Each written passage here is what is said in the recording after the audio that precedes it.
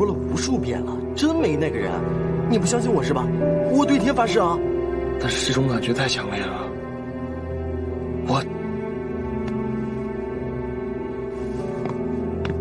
汉晨，医生刚才说了，你现在是一个失忆人士，不要对自己的感觉抱太大的信心。是啊，说不定那就是你昏迷期间做的一个梦。不，这不是梦，这肯定不是梦，它太真实了，就像是我刚才还牵着他一样。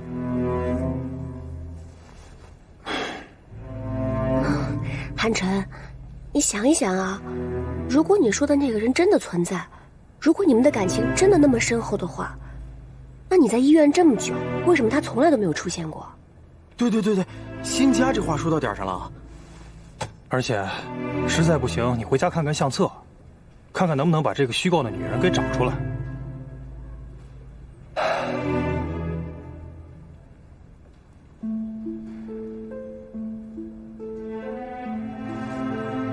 那这是什么？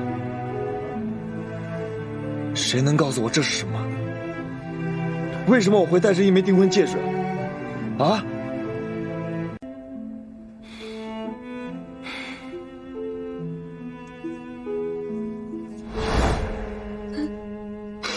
这个戒指是在我昏迷苏醒后就一直在我手上，正是因为有它的存在，才让我坚信你的存在。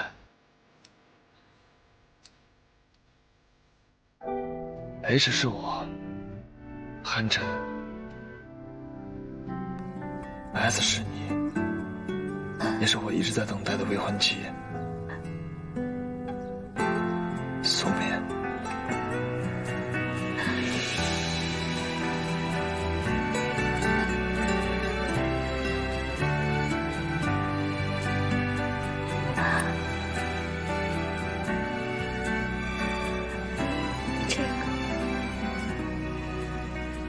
我4年前醒来的时候，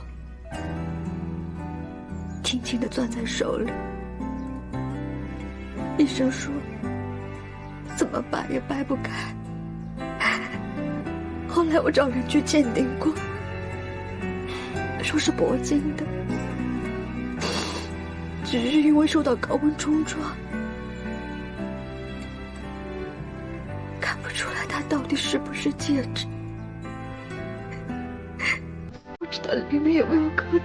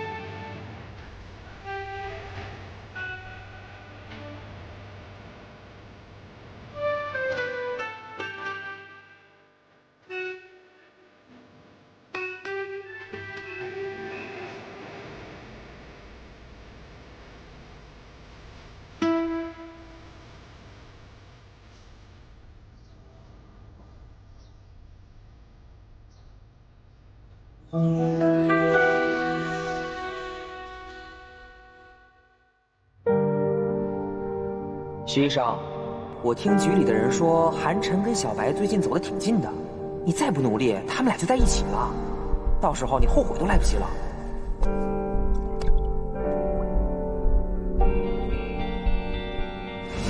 你们真同居了？我后面打算带他去一趟贝市。还去背试啊？啊，那么快就见家长啊？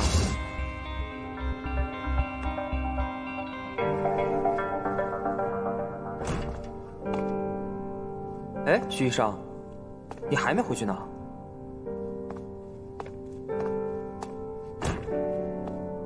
徐医生，徐医生，啊，怎么了？你对着一具尸体发什么呆呢？也许是太累了吧。累了就回去休息吧，干嘛总一夜夜的在这聊着？最近黑盾组的案子有些棘手，你是要回去了？对啊。徐医生，你还有事吗？我想对这具尸体进行扫描，你忙的话就先回去吧，我一个人能搞定。怕了你这种工作狂了，我来帮你吧。不过扫描完之后的工作，要不等我明天来处理，要不就交给徐医生你自己了。那些的话交给我好了。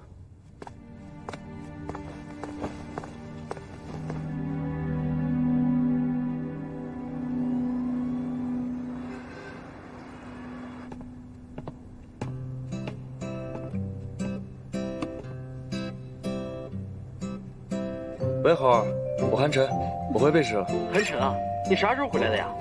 咱今天中午聚一下吧，我带一个特别的人来见你们。哎，这小子有新欢了，到时候让大家都看看啊。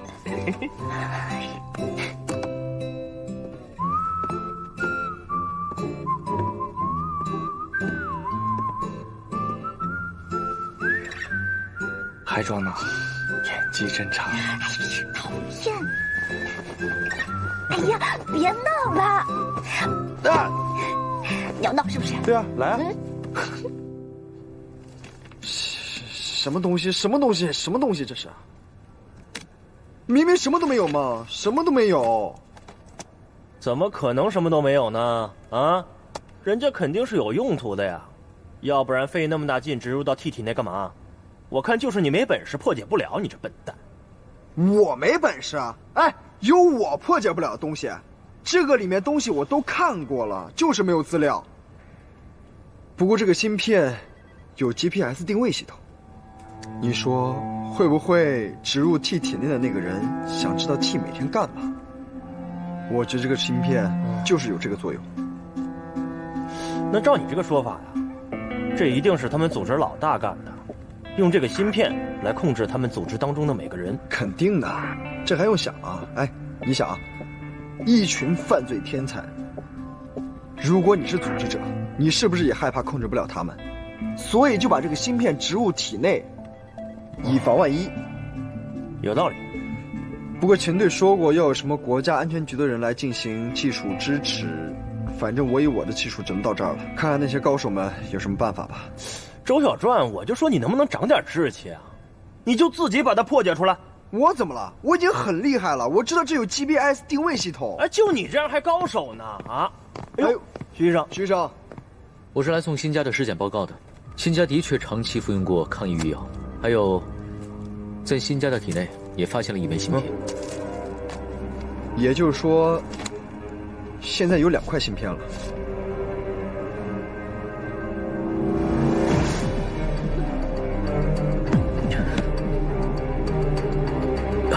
哎，徐医生，徐医生，没事吧？徐医生，来，坐，来，坐着，没事吧？没事吧？啊？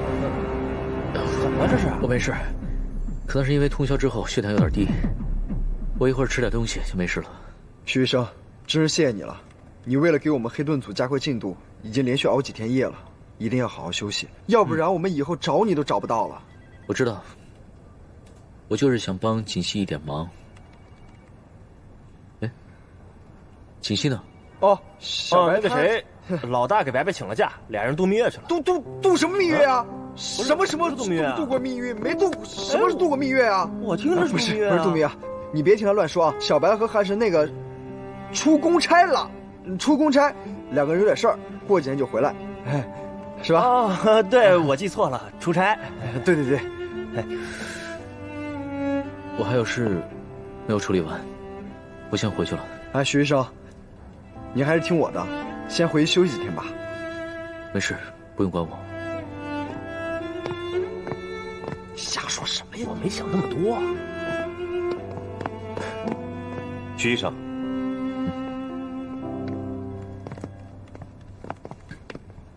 来，辛家没有在外就诊抑郁症的记录，他每天的生活方式基本都是2点一线，一是跟着韩老大，2就是回家。唯一异常的地方是，我们发现他在2个月前曾去听过兰西医大教授的讲课。根据这条线索，小何又发现，这个教授其实来自贝市，是兰西医大外聘的名誉教授，会不定期的在各个大学里面讲座。有人说这个人是治疗抑郁症的权威。有意思的地方就在这儿，他最擅长的是犯罪心理，而且在业内小有名气。犯罪心理学，那不是跟白白学的是一样的吗？辛家为什么要去听他讲座？所以我觉得这条线索有必要去跟进。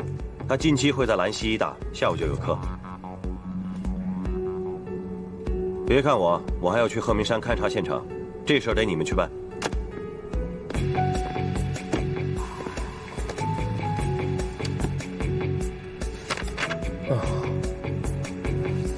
许南博。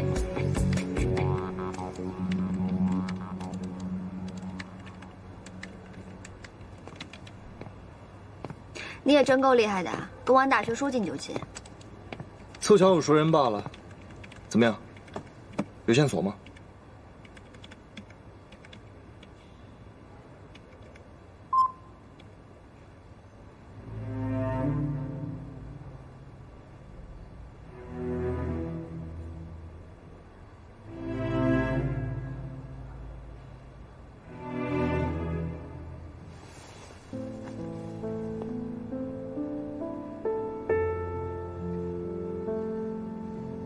你对这儿有印象吗？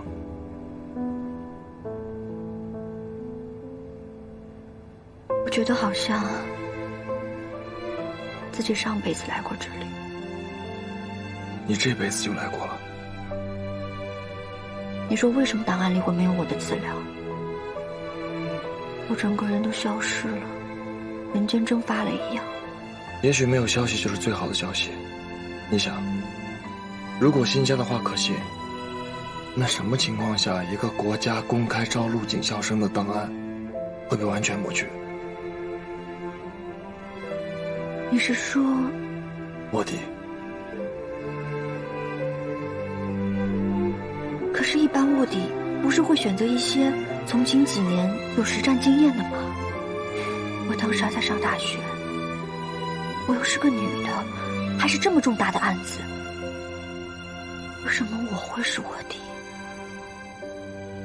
又为什么之后我会顶替景熙活着？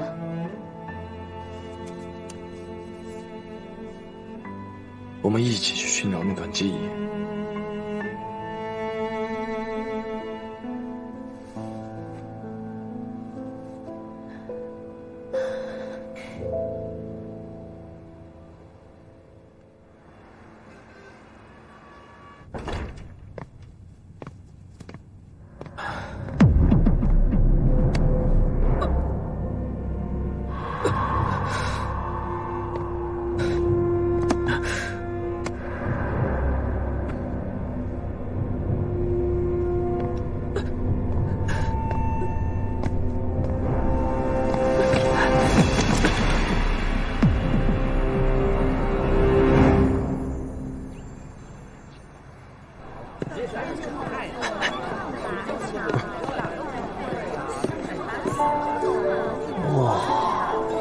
小川啊，哥哥自打大学毕业以后，就没见过女同学这么多的阶梯教室，可是吗？哎，快点快点，再晚就没有好位置了。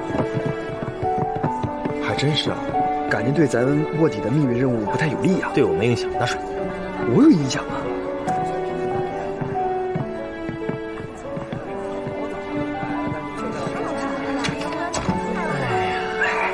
看前面那个。哎，来了来了！好帅啊！你那个倍儿惊喜，好帅啊！我们同学。哇，真的好漂亮！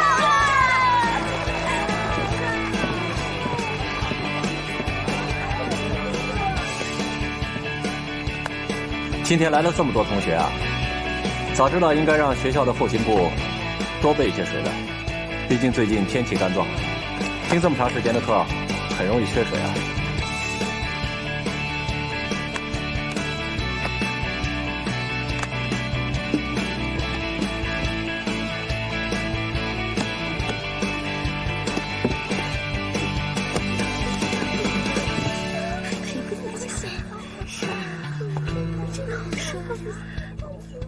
之前来过的同学应该都知道我的专业是犯罪心理，可是今天呢，我们不聊这个，聊点别的。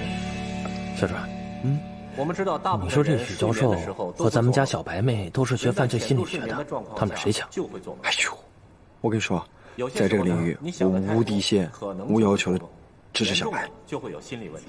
哎，你的真爱不一直是韩神吗？可是有一种状况，哎呦，我两个都爱不行啊，烦死了！习惯。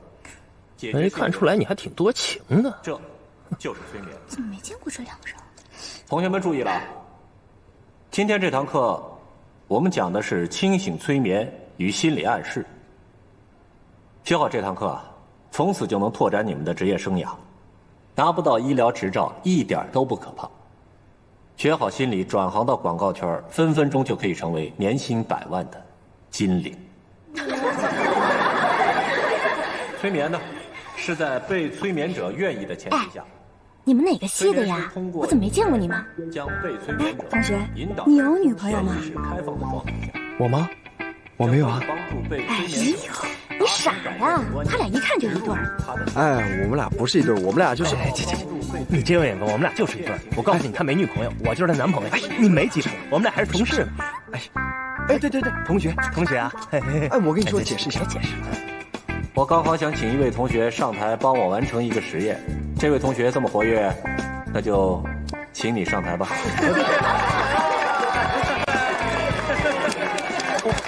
我啊，对，哎，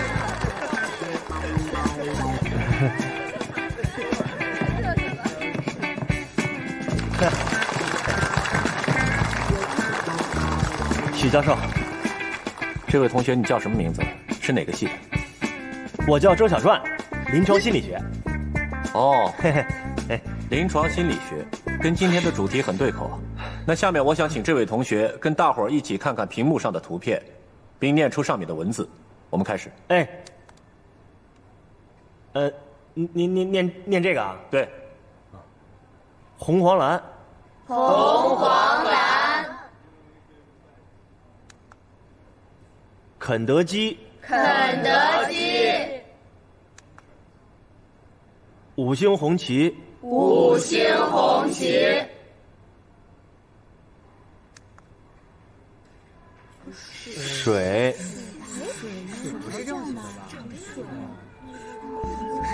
没错。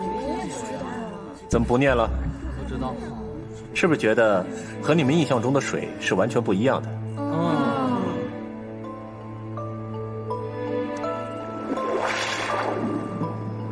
这个才是你们心里的水吧？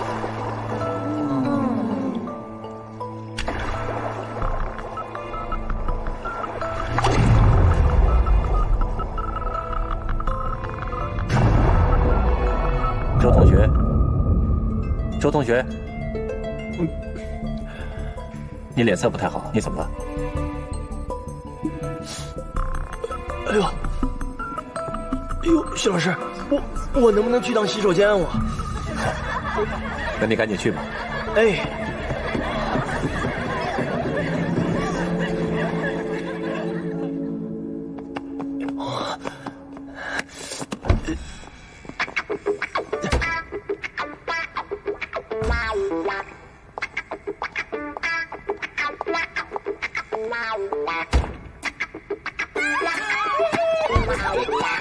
别打！我不是故意的，别打！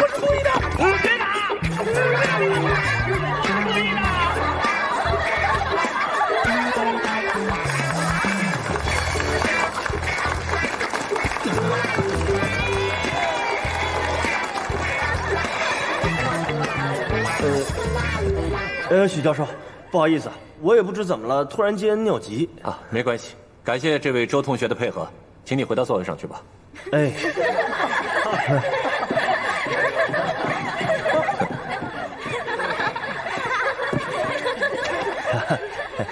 各位同学啊，今天这个实验啊，充分的说明了，在清醒的状态下，人是会被自己的听觉和视觉所诱导，受到心理暗示，从而产生一种轻微的清醒状态下的被催眠。刚才这位周同学从座位走到讲台的这个过程当中，就已经在接受我的心理暗示。从颜色图片到水声，一直到他走进洗手间之前，因为大多数人的意识都会由于自己的习惯做出提前选择，所以我们提前更换了洗手间的名牌，把普通意义上的蓝色代表男人，红色代表女人做了调换。所以周同学走错了地方，是理所当然的。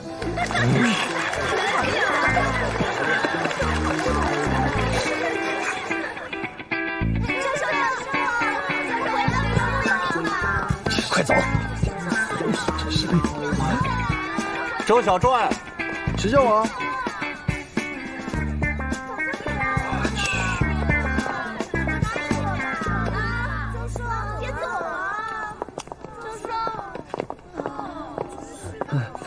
许教授，许教授，虽然我只来过兰溪省1大4次，但我是临床心理学系的名誉讲师，所有学生的名字我都能记得下来。你们2位是警察？哎，不是，我们俩今天来吧，就是。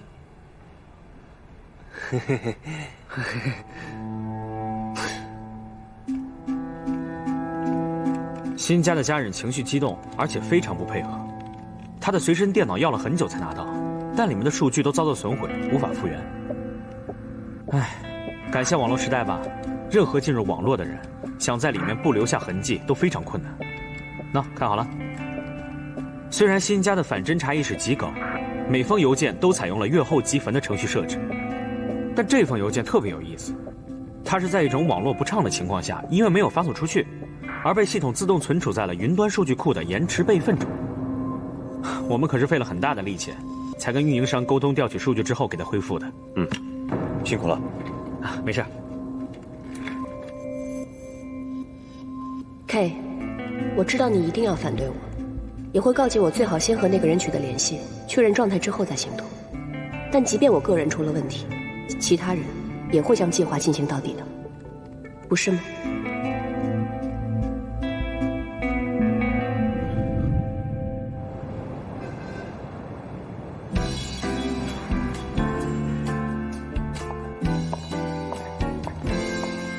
待会儿吃什么？你想吃什么就吃什么呀。这么好？那必须的。来，进去看看吧。欢迎光临，请随意挑选。说真的，我好像好久都没有逛过街了。所以今天就好好带你逛一下。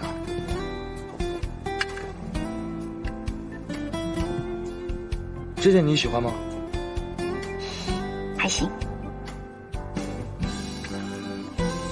这件呢？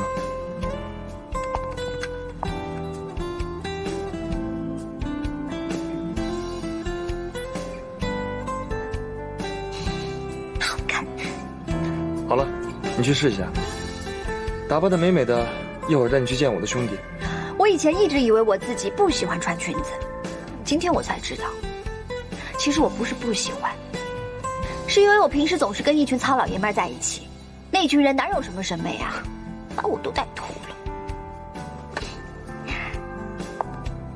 你女朋友长这么好看，肯定不会给你丢人的。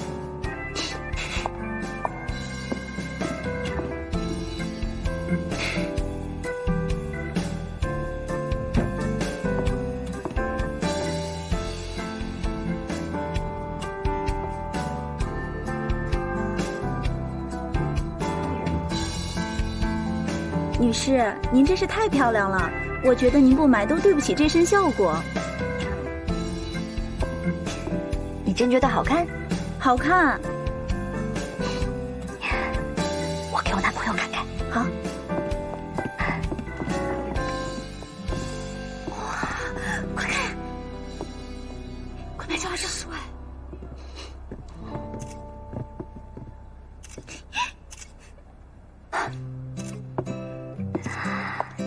两位小姐在干嘛？我没看错的话，是在偷拍我男朋友吗？他是你男朋友啊？不好意思，不好意思，我们不知道他是你男朋友。他长得有点帅，不好意思。真不好意思啊，谢谢啊。对不起，不好意思。真行啊！我就去换衣服2分钟都不安分，干嘛这么臭美啊？摆个 pose 等人拍啊？我要是不臭美的话，怎么能配得上这位爱臭美的苏棉小姐呢？来，我看看。完美。这儿布置的还蛮有意思的。这才哪跟哪啊！以后带你去更有意思的地方，你还不得变村姑啊？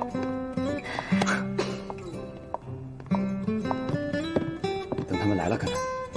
哟，韩少来了。哟，韩少，好久不见。韩哥，这就是你女朋友吧？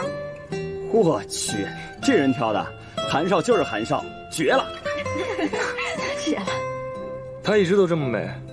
行了，坐吧。哎，来，坐。韩晨，韩晨，我想死你了！哎，我说，这么久死哪儿去了？是啊，忙着谈恋爱啊。对了，给你们介绍一下，我女朋友白锦溪。你们好。不至于吧？是不是因为她长得太好看了，把你们都给镇住了？行了，总没个正形儿。韩晨，你过来一下，我有事要问你。那你先坐一会儿。嗯。走。大伟。哎，来，咱们先坐啊！来，先坐。哎，倒酒，哎，给嫂子倒水。韩晨，你是从哪儿找来这么个女人？什么这么个女人啊？她是我韩晨的女人，也是将来二位的弟妹。我不管，这个弟妹我不认。我也不认。猴，大伟，4年前你们告诉我说没有这个人，是我的幻觉。你们就这么把我当兄弟的，啊？想让我这辈子和素眠再也不能相见是吗？韩晨，如果说这个女人她是素眠，那等你死的那个她又是谁？猴子，你闭嘴！你刚才说什么？当年死的是谁？我全都告诉你。5年前，你和她一起遇难了，你当了1年的植物人，素眠不知道去向。后来在附近的悬崖底下发现了一具尸体，那个尸体已经腐烂了，所以我们认为苏眠那个时候已经死了。现在的这个，真的是苏眠？你说当年他就死了？那你验过 DNA 吗？核对过指纹吗？就是因为验了 DNA， 查了指纹，我们才确认那具尸体就是他，而且尸检报告跟从他家取出的毛发 DNA 完全吻合。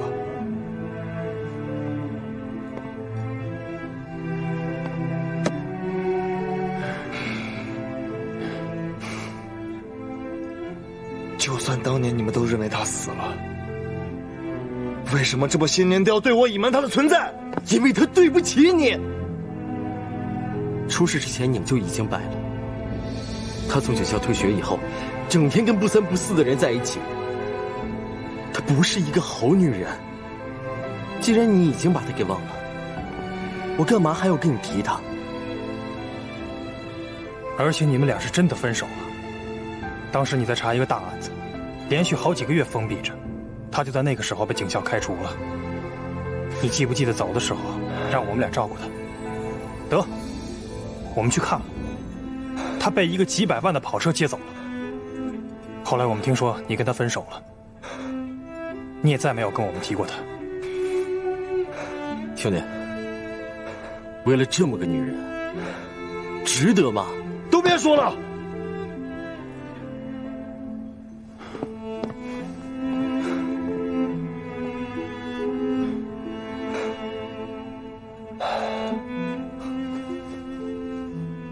我很快就会跟他结婚，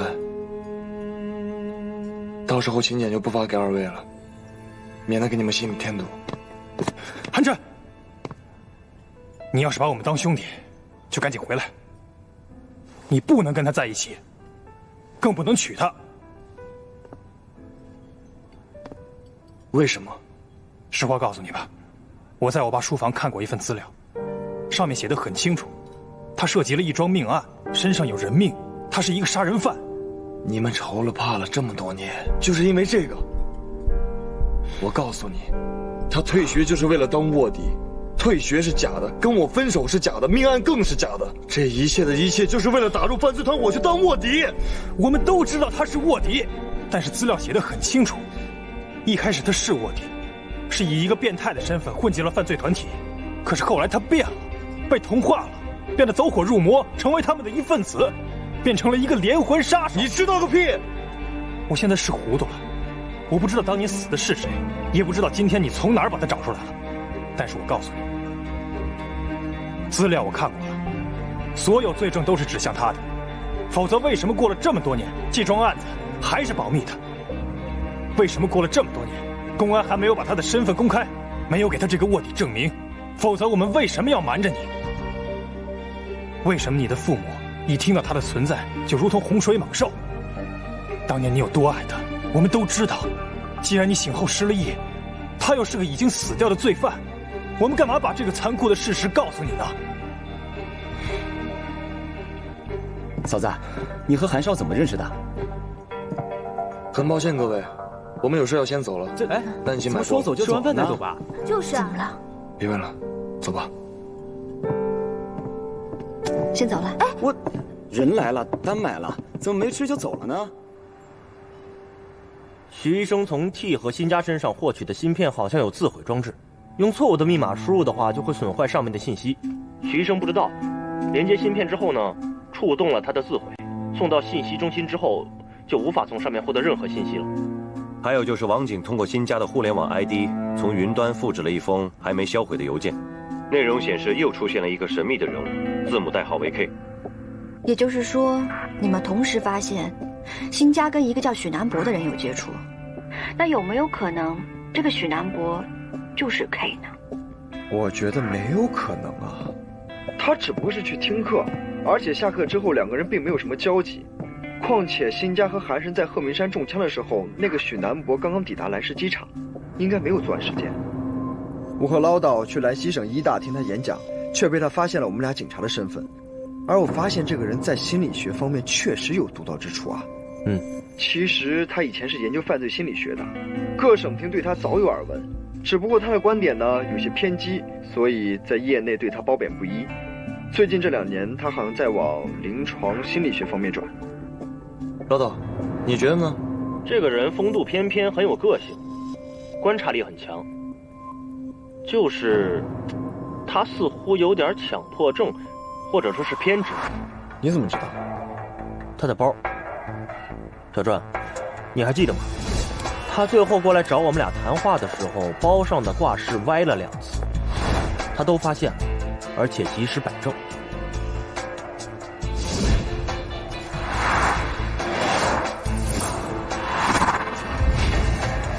小传，你记不记得在陈丽江那个案子的时候，有一封署名为 K 的信？我想起来了，是有这么回事，我怎么给忘了？既然我们现在没有办法证明新家跟许南博之间有什么直接的联系，但我们可以去看看他跟陈丽江有没有关联，这样可以从侧面证明他有没有可能是 K。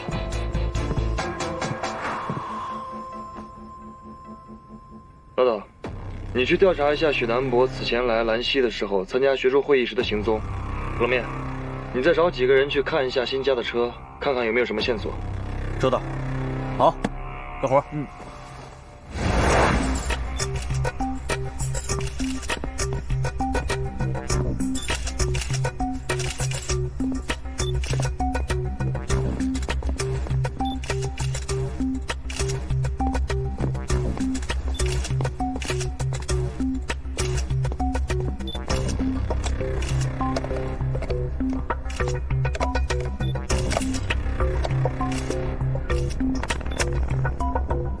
哎，看一下里面的东西。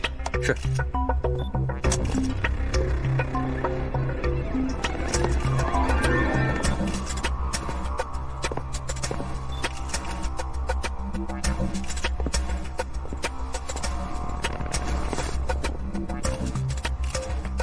石警官，来听一下这个。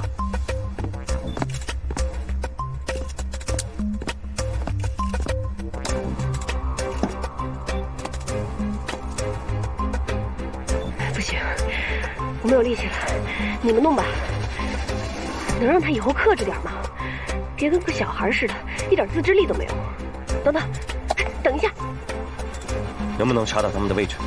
巧得很，这款行车记录仪和车内的导航系统是相连的，只要恢复数据，就一定知道他在哪儿。查到了，是鹤鸣山，距离嫌疑人死亡的别墅大概不到3公里。通知当地警方，我们现在就过去。是。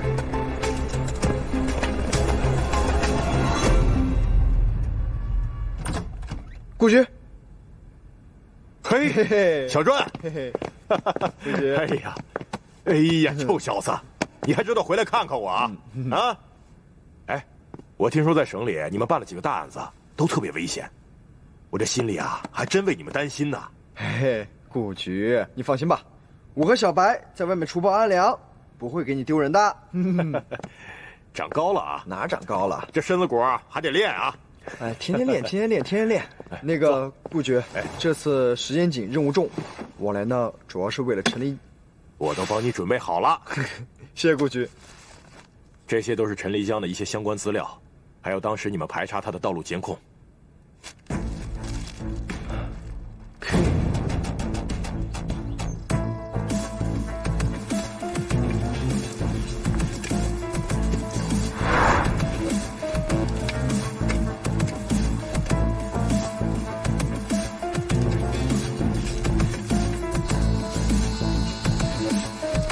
这边，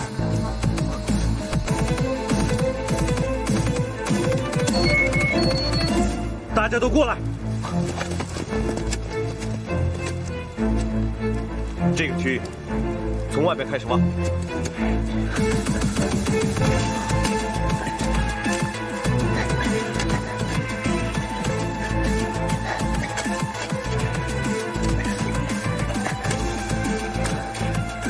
石警官，有发现，小心点挖，马上报告队长。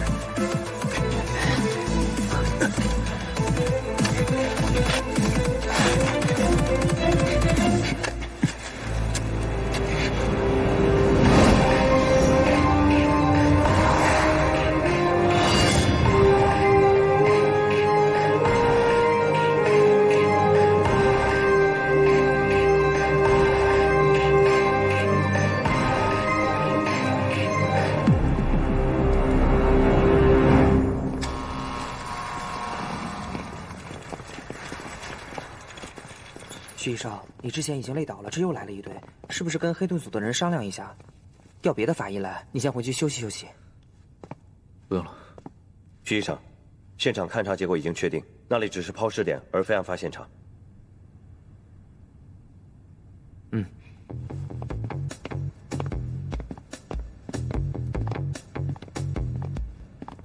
男性，死因中毒。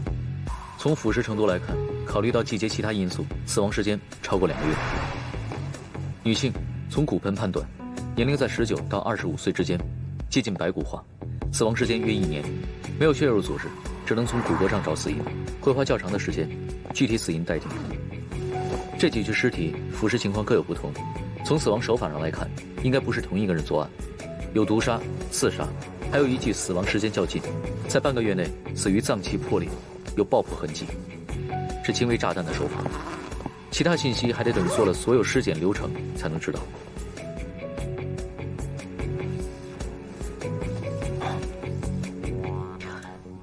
你们先回去吧，我还需要一些时间研究。等我有消息，立马通知你们。好的，徐医生，那我们就先撤了，尸检的工作就交给你了，辛苦了。嗯，我们开始吧。嗯。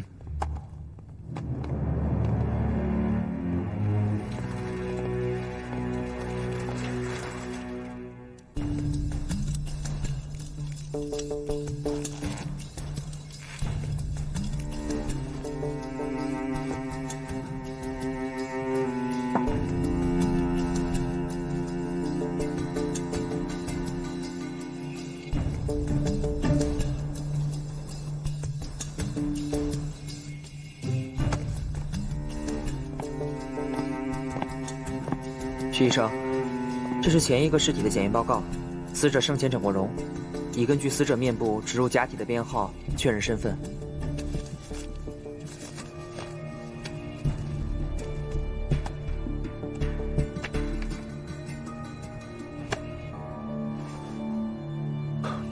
都已经天亮了，你先回去休息吧，剩下的我来处理。好的。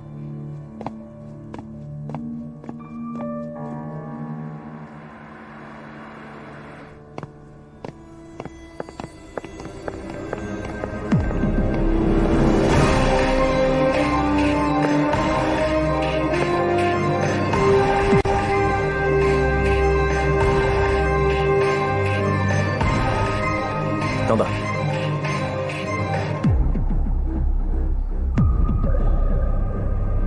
你在跟我说话？请问你是不是艾奇？我想你认错人了。哦，对不起，那是我认错人了，因为他是我一个很好的朋友，我很久没有见到他了，也不知道怎么最近总是能想起他。刚才看到你，我以为你是他。他是一个我特别敬仰的人。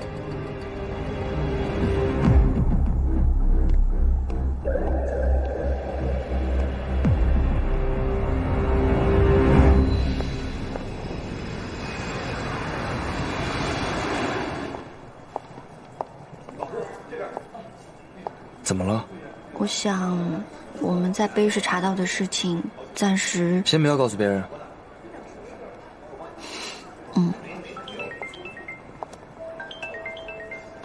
是小传。喂，小传 ，K 的事情查得怎么样了？还有那个许南博，他是不是明天有一场演讲啊？我跟韩琛已经回来了，我们明天一起去吧。去什么去啊？人家自己过来了。啊？哎，我跟你说，许南博自己过来了，现在正在警局呢。我知道了。走吧，许南博在局里。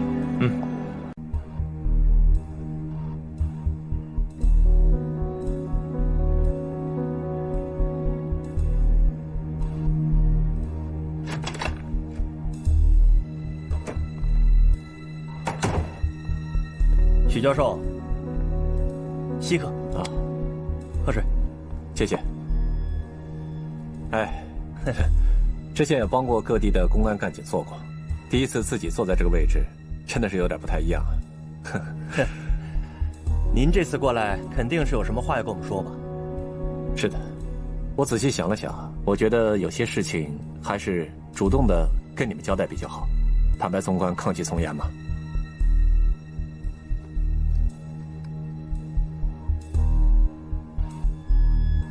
这个是我之前几次治疗新家的录音记录。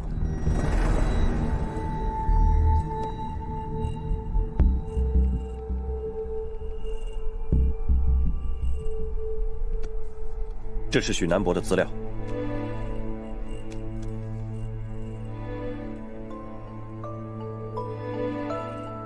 我知道这个人，他是国内目前最年轻的犯罪心理学教授之一。我在警校的时候就听过他的大名，好像这个家伙很喜欢西洋棋。怎么，遇到高手你就怵了？嘘。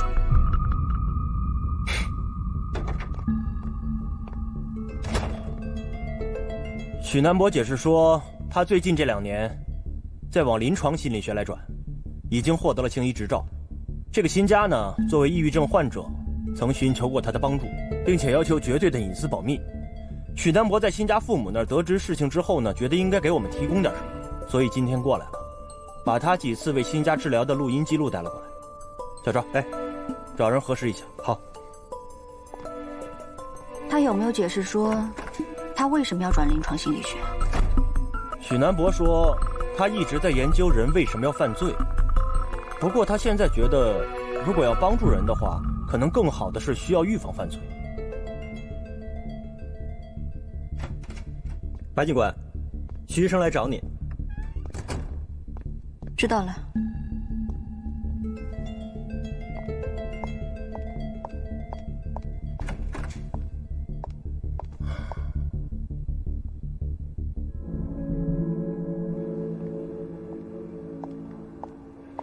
哈，我刚刚听人说呀，你这2天忙贺明山尸检的事情都累趴下了，你也不会去休息2天。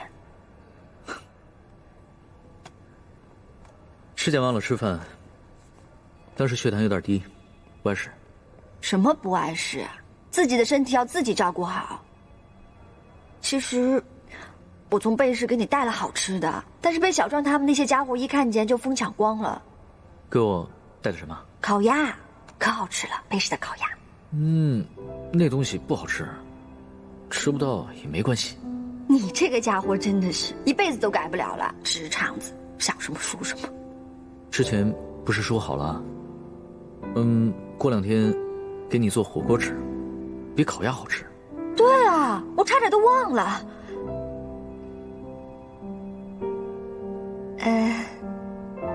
其实老徐，我有一件事情想跟你说，我也不知道该从什么地方说。那就先看报告吧。这具尸体是通过面部整容的假体来确认身份的。一枪毙命的手法与 T 很相似，死者生前在网上的风评也符合 T 的目标，应当是 T 此前杀的人。T 杀的人辛家帮他的忙，这没错，他们是同一个杀手组织的成员。那我先回去了。好啊，一定要注意身体。如果实在太累了，你就跟我说，跟韩晨说，我们到时候再多找几个法医来帮你的忙。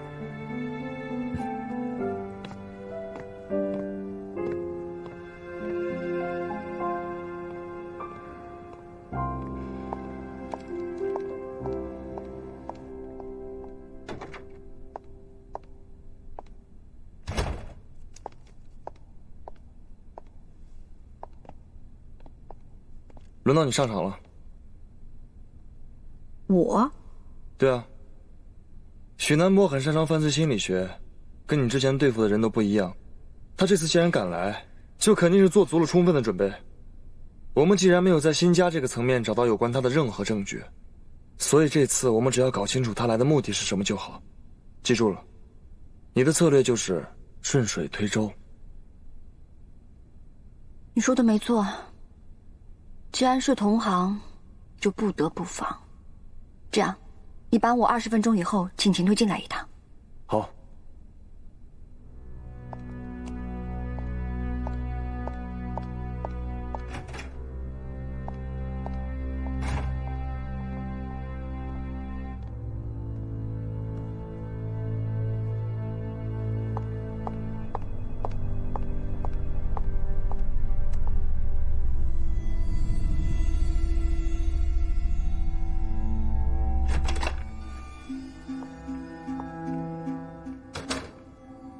我认识你，你叫白锦溪。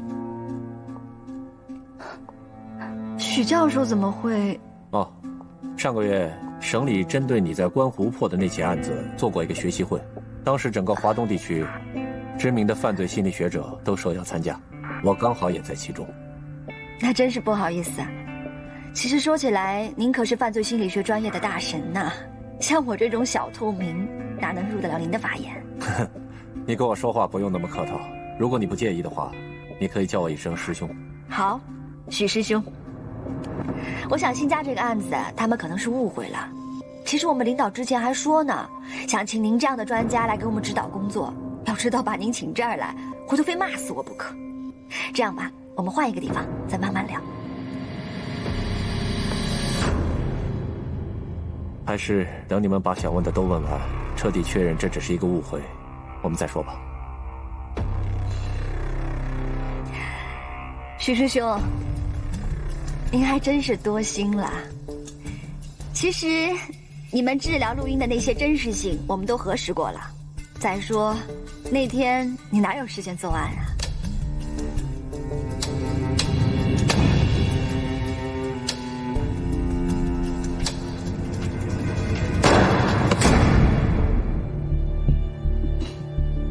你说的这些，的确是事实。师兄啊，什么时候能到我们黑洞组来帮忙啊？我们这里可是真的有很多很多案件需要请你帮忙侧写啊。哼，这么快就帮你们厅长挖人了，也好，试试也可以。只要你能赢我。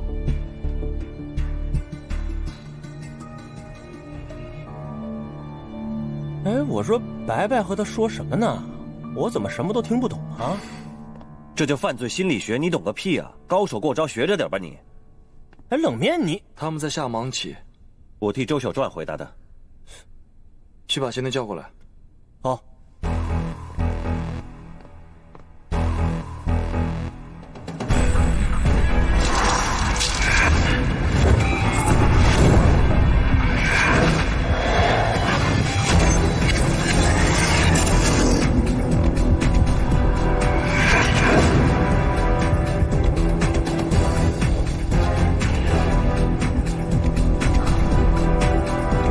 这就是传说中的清醒催眠。师兄果然厉害。B E 7。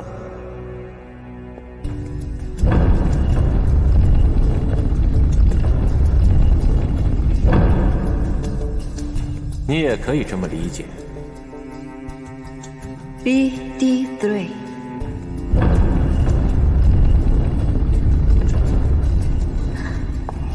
辛家在临死前曾说过，他曾经是某个杀手组织的成员之一，擅长制毒。不知道他在心理治疗的过程当中，有没有跟师兄提起过啊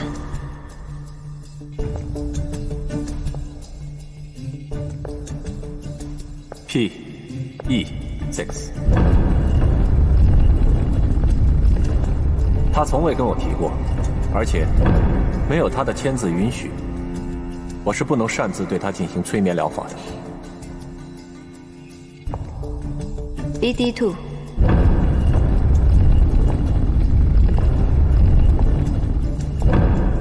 师兄说，曾经看过我关湖那个案子的资料，那想必你一定记得，那个犯人的名字叫陈立江，他曾经患过癌症，在犯案前似乎跟什么人有过特殊的书信往来。我查过一些国际上的资料，像他这样的连环犯罪者，往往在这样的情况下，会跟对方有精神上的师徒关系，以便让自己的犯罪理念能够传承下去。所以我一直怀疑，那个 K 就是他的徒弟。我呢，还一直想根据当时的书信，对 K 做一个侧写。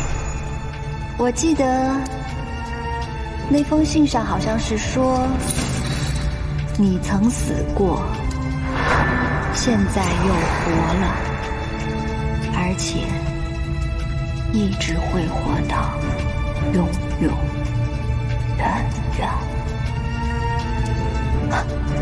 你看我这个记性，下一句是什么来着？这是启示录里的话。下一句是什么？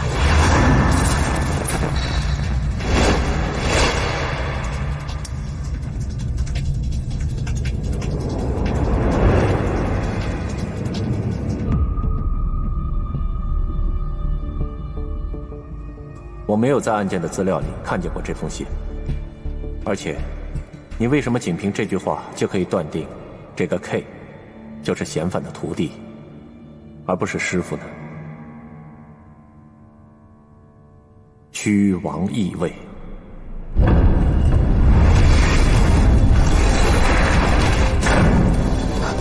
RF8。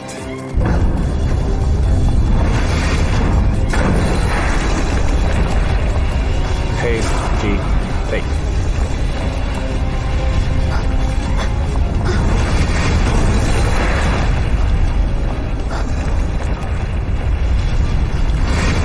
小师妹，我听说你曾经失忆，有没有考虑过用催眠疗法来恢复记忆 ？Check。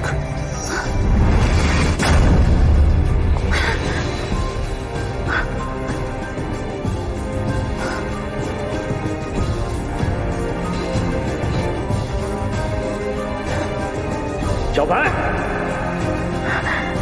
小白，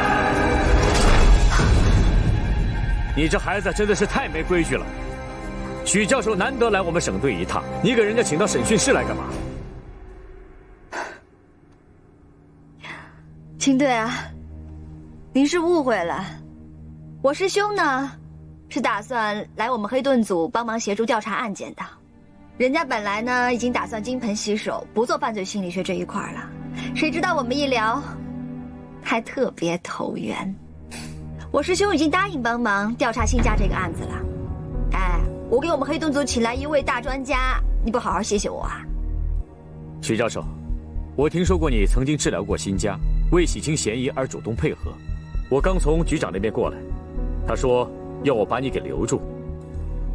你看这如果方便的话，既然这样，那就恭敬不如从命了，就当是我转做心理医生之前的最后一案吧。好，那当作是最后一案。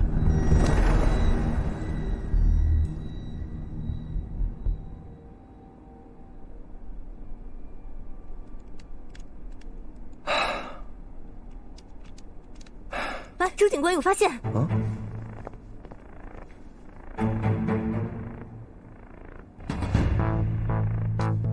许南博，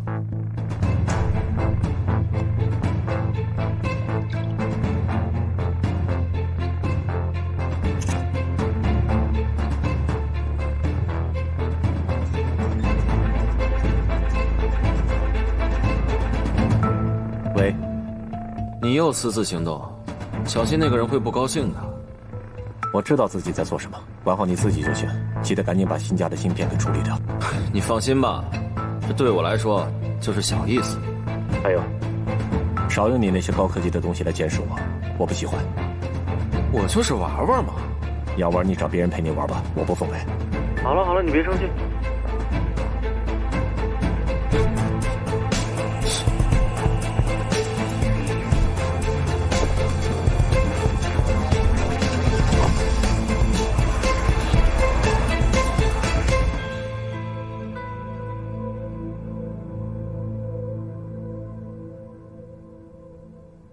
白白，你没事吧？许南博给你使了什么妖术啊？你怎么看起来失魂落魄的？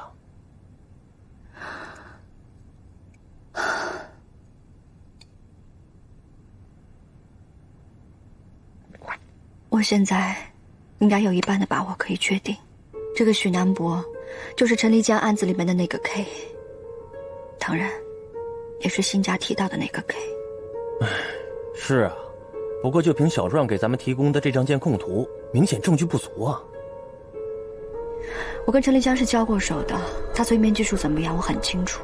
而这个许南博，还好我自己给自己留了一手。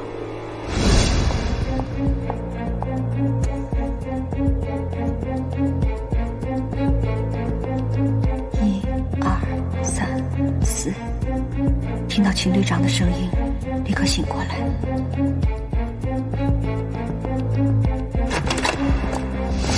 我去，不是吧？这我以为你们在一块就是什么下棋，搞什么老年娱乐呢？不是，他真就当着我们所有人的面就给你催眠了？这个家伙造诣真的很高，我们大家都要多提防他才行啊。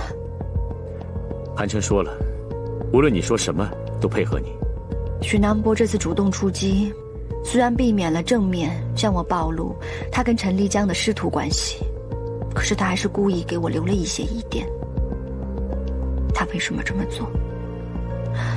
我想可能有2个目的：第一，他想洗清自己的嫌疑；第二，他想进来，他想加入到我们黑盾组来。既然这样，那我们不如就来个顺水推舟，瓮中捉鳖。走。局长，辛家的案子里面有资料显示，他背后肯定有一个组织，而我们有理由、有证据去怀疑这个组织和5年前那起特大连环凶杀案有关系。5年前的特大连环凶杀案？对。这个案子我记得，当初抓了一大批罪犯，后来已经结案封岛处理了。那照你这么说的话，当年这个案子还有漏网之鱼，现在还在逍遥法外。对。辛家告诉我，让我小心身边的人。我觉得他没有骗我的必要。为了不打草惊蛇，我想申请从内部开始秘密调查这起案子。我知道，你也是当年这件案子的受害人之一，对吧？那说实话吧，你来向我要调查权，是不是想报仇？他们杀人无数，颠倒黑白，罪大恶极。我就是想亲手抓住他们。这件事儿，你让我再考虑考虑。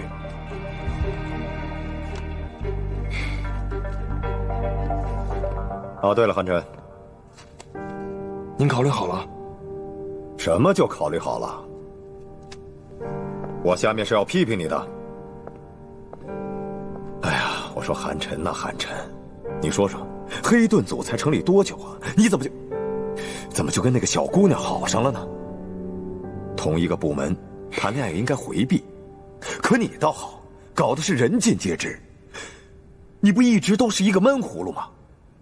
你知不知道你这样做，你让刑侦部门的那些主管头很疼，知道吗？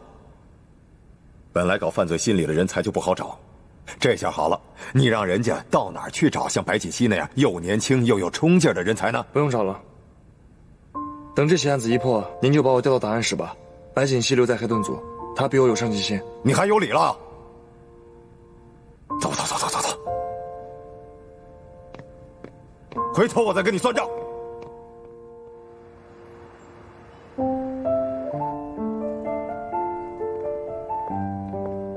潘警官，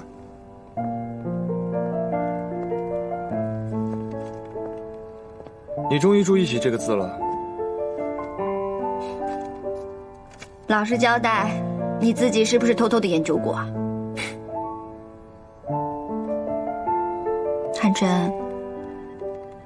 你就真的这么想赢过犯罪心理学啊？我只想赢得你。老大，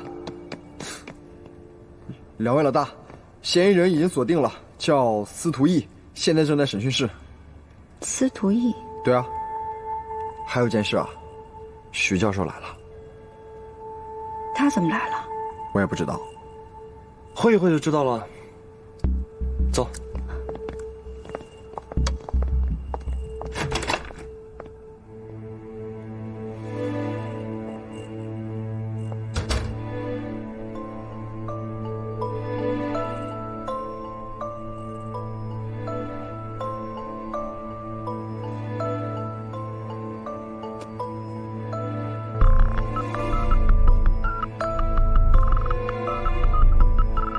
司徒义 ，ITO 信息技术公司市场部总监，也是这家公司香港总公司董事长司徒承旭的继子。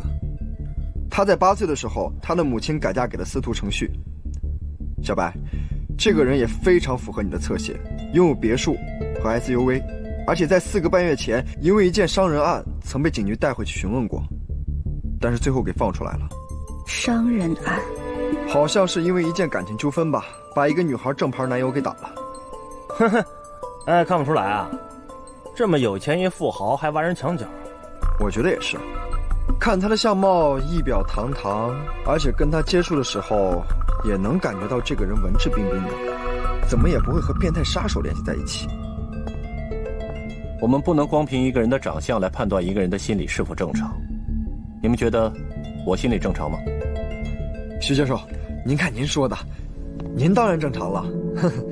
其实我的心理和行为在很多测验中都显示出超乎常人的偏执度，而且我还有一些强迫症。比如说吧，这一排椅子当中如果有一把椅子是不正的，我会想办法把它摆正；如果没有摆正的话，我这一天都会在想这件事情。还有，停车的时候，如果车没有停正，我会反复的挪车，直到它停正为止。只不过我这些心态别人不知道罢了。不过我这个心理扭曲的程度离心理变态还是有些距离，你们不必担心。师兄啊，你的这个笑话真的是好冷啊。有吗？我先进去了。哦，那你去吧，我在这儿好好学习学习。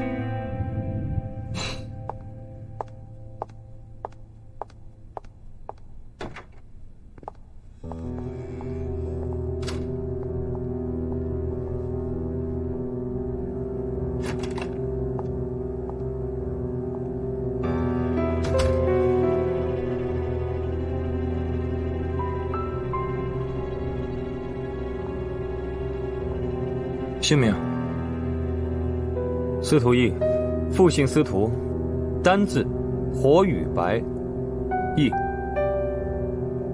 叶响晴、周四锦，他们分别在上个月的7号和这个月的11号被杀害了。我们在你的手机通讯录里发现了他们2个，说说吧，跟他们什么关系？普通朋友，不知道他们是什么原因被人杀的。哎，凶手抓到了吗？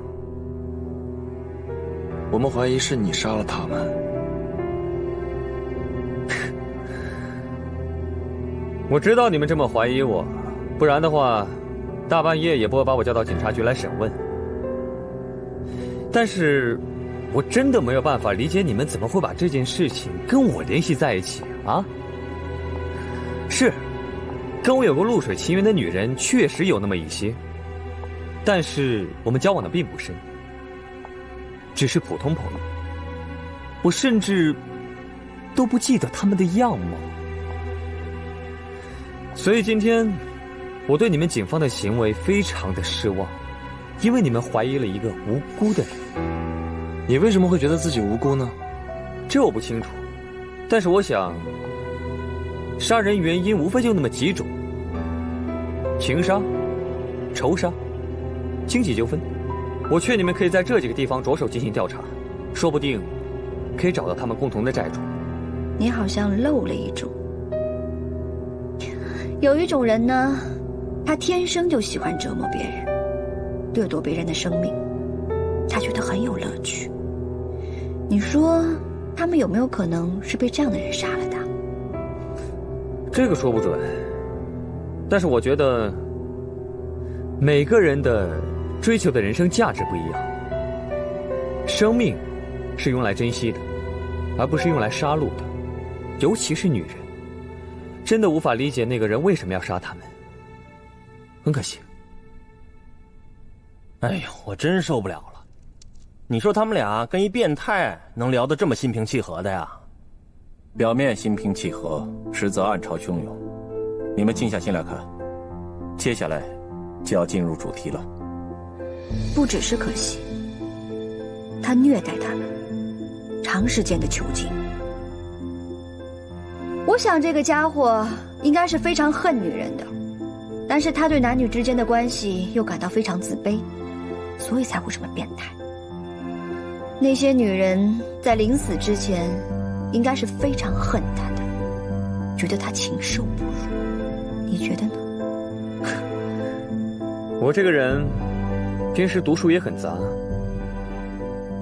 也读过那么几本心理学方面的书。我觉得你刚才说的那个问题啊，可以分为2方面去看。人的情感本来就是复杂的，爱和恨原本也分得没那么清楚。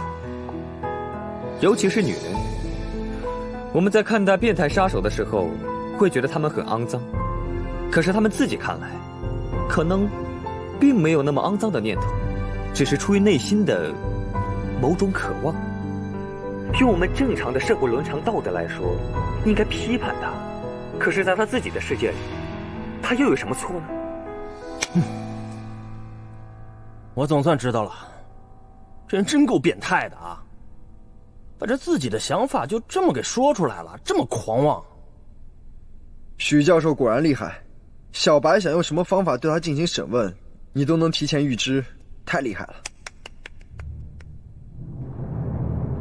你说的不对，他知道自己在做什么，也知道自己做的不对。我完全可以想象到这个家伙平时生活里是个什么样子，胆小如鼠，卑鄙畏缩。他在人群里小心翼翼地藏着自己那颗变态的心，悄悄地等待狩猎。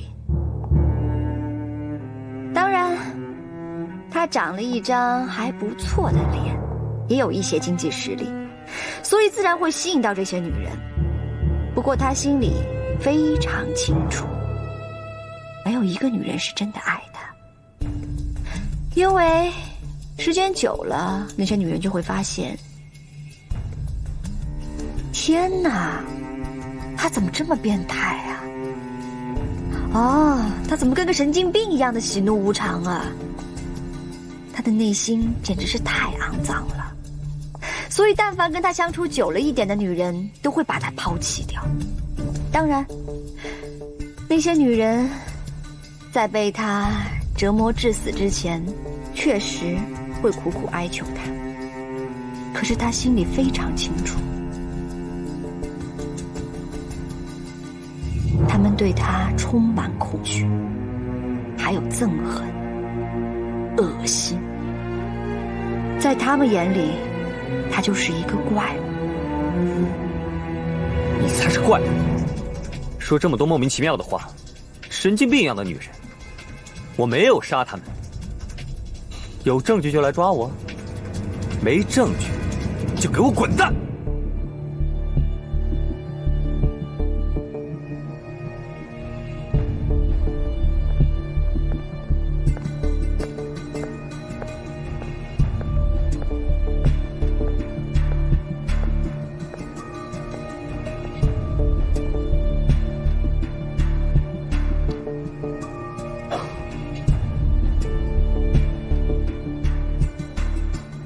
喂，按照计划，他们已经开始让他陷入崩溃边缘了。现在就差证据了。对，接下来就是搜证。你把之前搞到的那些录像全部都推出去。还有，以后这种事情，不要让我来给你做收尾，这不是我的责任。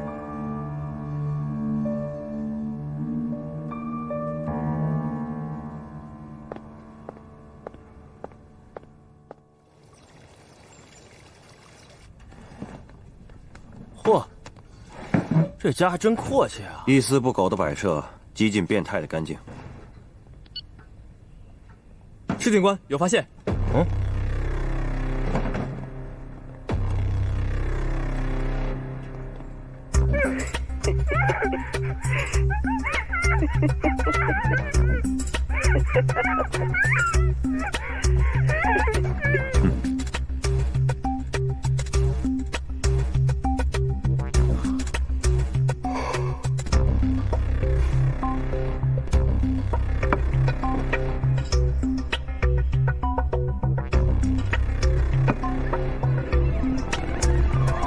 小帅，之前让你观察记录许南博的行为，你记了吗？记了，一共喝了2次水，水杯碰撞桌底发出声响，手指敲打手背7次，每一次的重度几乎相同。哦，对了，还挠了1次后耳根，然后就是和我们说话，没有其他的。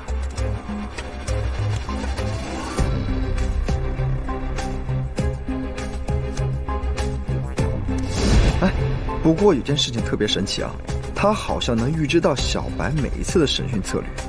他能预知到我的审讯策略一点都不奇怪。那个家伙真的非常厉害，我们要多小心。老大，你让我记这些有什么用啊？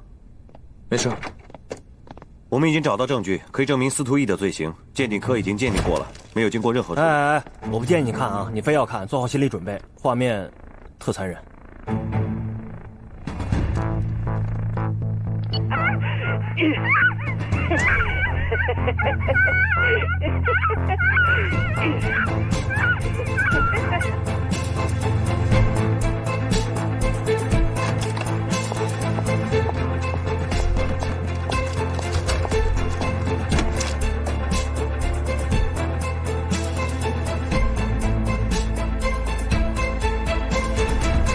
好吧，你们不用问了，我承认，这些事情是我干的，我认罪。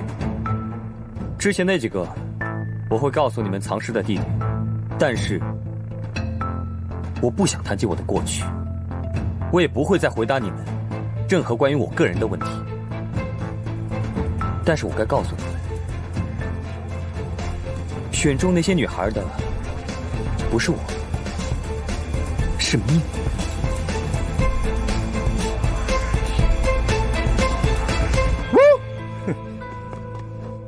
耶！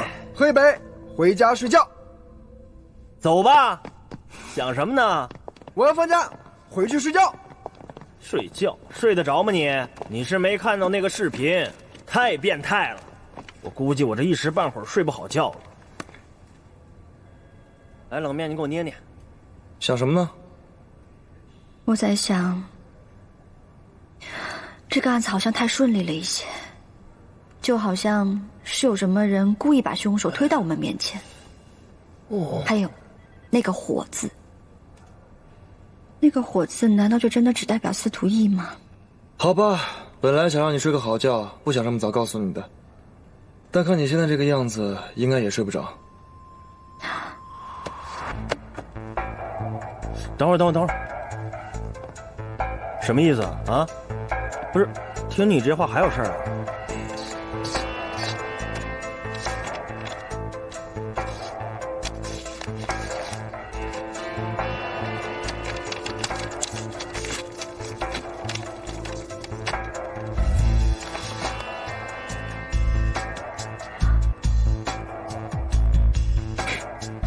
你这意思是说，这是字母团刻意在这个时间段把凶手推给我们的？可是 E 已经死了。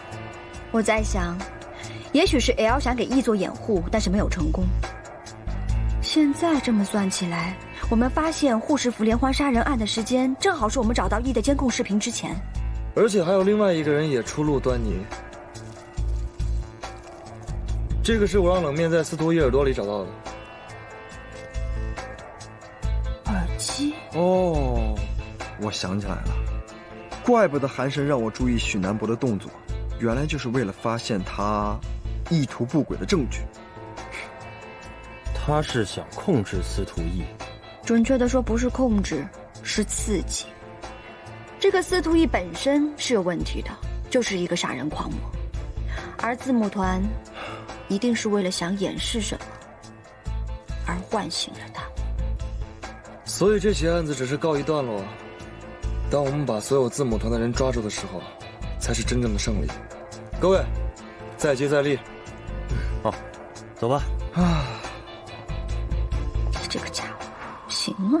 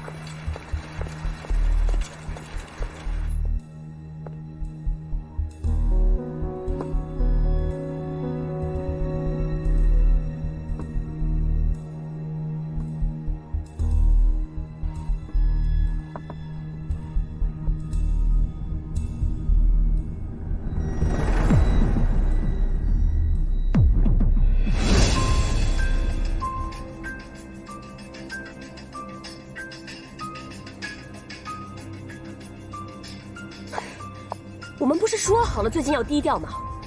你这是什么意思啊？你是不是疯了你？难道你不知道，这样跟我说话很没礼貌吗？你自己就是一个半吊子杀手，难道你希望我们都跟你一样？杀人的最高境界，就是可以不用自己动手，让别人自杀，或是自相残杀。你还是少说话，多做事吧，把尸体收拾一下。辛家不愿意动手，是他的自由，不像你，人格缺陷，性格扭曲，毫无信仰。